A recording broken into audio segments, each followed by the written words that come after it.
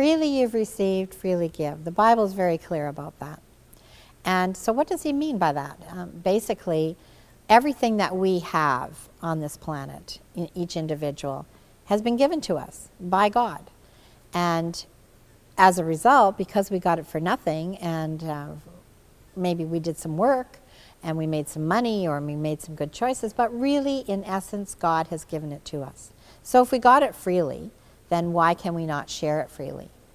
A lot of people will say to me, well, it's easy for you to do that, Suzanne, but somebody has to be working so that they can give you money so that you can do what you need to do.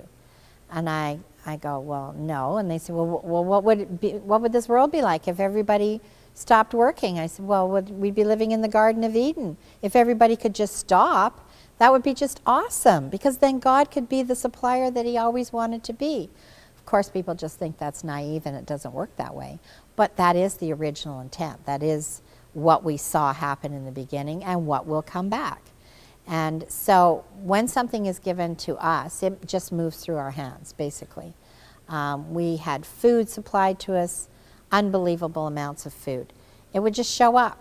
And so we would give it to whomever came by and then take it to people in the city. I remember one time we had some people came here, and they were New Age kind of people, and they just made their own lunches and so on. This is in the early days, like about the first year we were here. And I said that they could stay for free because they were friends of our neighbors. And I said, well, yeah, we've got some extra room, so by all means. I mean, and they said, well, how much? Because we don't have any money and la, la, la. And I said, well, no, that's just fine. You know, if I was living in my own house and I had an extra room, would I charge somebody to come and stay there? So, of course, everybody said, well, no, you've got to charge. I mean, how are we going to make any money? I said, don't worry about it. We'll just let them be here. Well, then one of the fellows that was staying here at the time came and said he really wanted to go to Vancouver because his friend was getting married and it was really important. And his friend was the only Christian friend that he had that he grew up with, and he really wanted to go. And I said, okay, well, how much would you need? And he said, maybe about $500. Well, I looked in the bank, and we had about $510. So I said to some of the other people, I said, well, you know, we only have $510. I said, is everybody okay with me giving this $500 to Aaron? And they said, what? Are you crazy? Like, we won't have any money. And I said, well, that's okay. You know, we'll just have to trust the Lord. That's just the way it's going to be. So wrote out the check for $500, and I felt fine about it, and off he went. And the New Age people were finishing up later that afternoon, and they were going to be leaving. And I saw them kind of talking to somebody out by the front hallway, and they said, can you come here? Well, I was in the middle of a Bible study, so I said, well, if you could just look after it for me.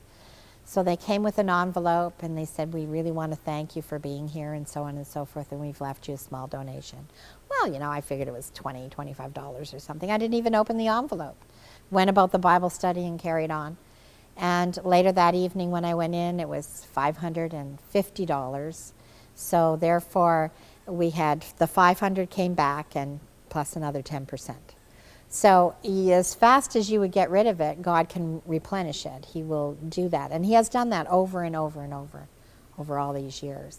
Every time we give it away, we get it back, and in more plentiful amounts. So are we rich? Are we flowing in all kinds of money? No. And part of the reason is that the Lord has had to teach us many things about waiting on him. I can remember house sitting for a family many years ago, and just for an example, I had a little job at the soup kitchen, and I was just making a little bit of money. And these people said, well, you know, we'll let you house sit for 6 months in our 10,000 square foot home, beautiful, beautiful home, and just pay for the utilities. And I said, oh yeah, well, I could probably do that. And I said, well, how much are they? And they said about 100. And I didn't realize they meant 100 for each utility. But anyway, I thought, well, I can cover $100. That'll be all right. So perfect. So the utilities started coming in, and they were like huge. And I was like, okay, this is way beyond what we thought. So anyway, I put the bills on the kitchen counter, and people that were staying with us and visiting and so on, they say, well, what are you going to do about this? And I go, well, the Lord knows these bills need to be paid. I mean, He He'll have to supply it because I don't know. We're doing what we need to do. He wants us to have Bible studies. He wants us to take care of people. That's what we're doing. And they were like, oh, well, I could go and get a loan at the bank, and I could pay this $500 or whatever. And no, don't worry about it. They're right there on the kitchen counter. Not to worry. And they would come by them, and they'd look at them, and get any money left? No, not yet. And anyway, a couple of months went by. Now they're kind of in arrears. Not too badly, but, they're falling behind. And I thought, I better call the girl in Florida and tell her, what's going on, and that we will pay for them, but I'm just waiting on the Lord. And she was a Christian girl. So anyway, but that was stretching her, believe you me. But one day she called, and I said, oh, I've been meaning to call you to tell you, the utilities are falling a little bit behind, but we're going to pay them. She said, oh, I forgot to tell you. Before we left, my husband and I decided that we were going to pay for all the utilities. So she said, they're all paid. And I said, wow, isn't God good? So I knew he was going to look after it. So here he had already made the plan to look after them. And if I could just be in the rest and knowing that he would look after them, little did I know he'd already looked after them. So that is sort of the thing that we have to demonstrate it all the time.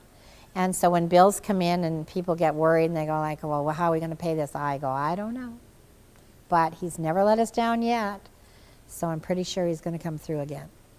And so it's an interesting thing. When somebody needs something, what do? We say, well, I really can't afford to do that. I really can't spare that right now. You've called it a bad time. I can't help you. And they've probably got thousands of dollars in the bank, But to take it right down to zero and give a person your last dollar, to watch the Lord replace that like within the same day, within hours, within minutes, yeah, that's exciting. But unless you're willing to risk that, you never actually get to experience it. So walking with the Lord takes a lot of risks, but they're all worth it. They're all worth it because he is faithful.